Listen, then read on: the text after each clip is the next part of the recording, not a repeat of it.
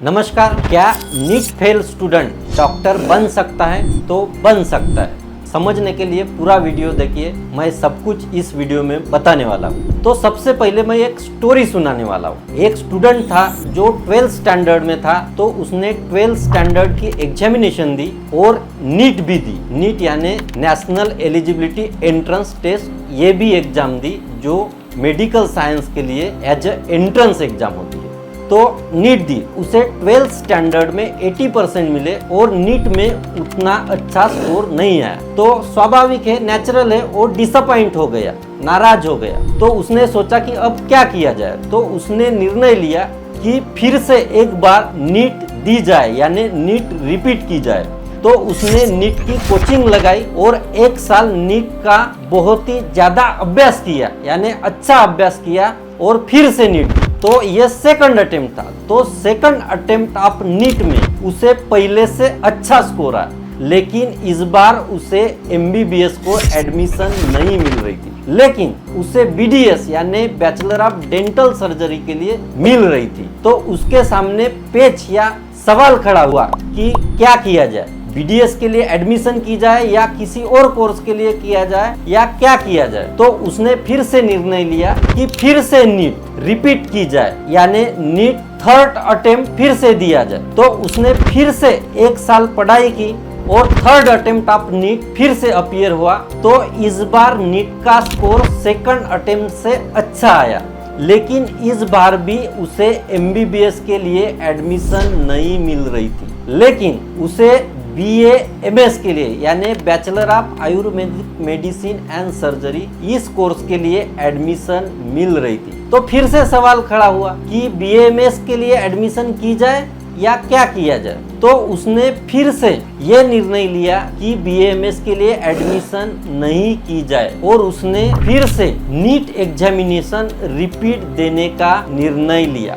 अब इस बार उसका नीट का फोर्थ अटेम्प्ट था। तो उसने फिर से एक साल पढ़ाई की और नीट एग्जामिनेशन दी।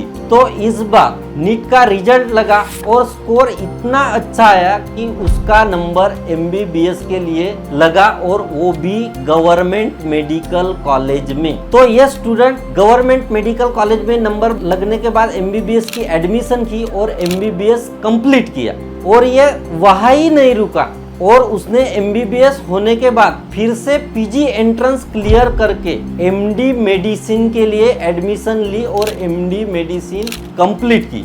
और वो स्टूडेंट आज एक एम्स में एज ए डॉक्टर काम कर रहा है। तो ये स्टोरी किसी और की नहीं, ये एक मेरे दोस्त की थी जो मेरे साथ 20 साल पहले मेरे साथ पढ़ता था, मेरे ही क्लास में था। और उस समय नीट ये एग्जामिनेशन मेडिकल साइंस के लिए नहीं थी, उसकी जगह महाराष्ट्र में MHCET ये एग्जामिनेशन थी। तो उसने MHCET के फोर्थ अटेम्प्ट में एमबीबीएस कोर्स के लिए जो स्कोर लगता था वो फोर्थ अटेम्प्ट में क्लियर करके एमबीबीएस के लिए एडमिशन हासिल की थी। तो इससे आप क्या सीखेंगे? तो समझो कि आप नीट दे रहे और फर्स्ट अटेम्प्ट में आपका स्कोर अच्छा नहीं आया, तो आप सेकंड अटेम्प्ट दे सकते हैं। अगर आपने सेकंड अटेम्प्ट दिया और स्कोर अच्छा नहीं आया, तो आप थर्ड अटेम्प्ट दे सकते हैं। लेकिन थर्ड अटेम्प्ट में आपका स्कोर अच्छा नहीं आया, यानी समझो कि आपकी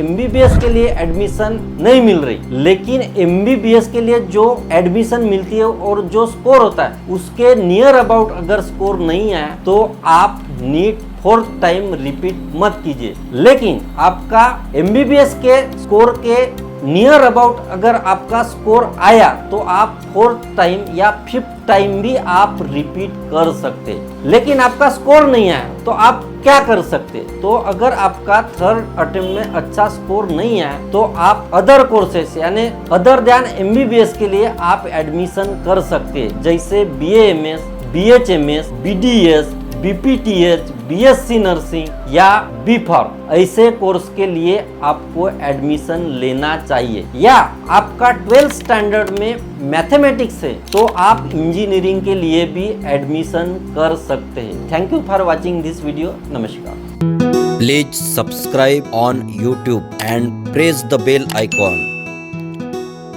Like, share and follow on Facebook. follow on X or Twitter, follow on Instagram.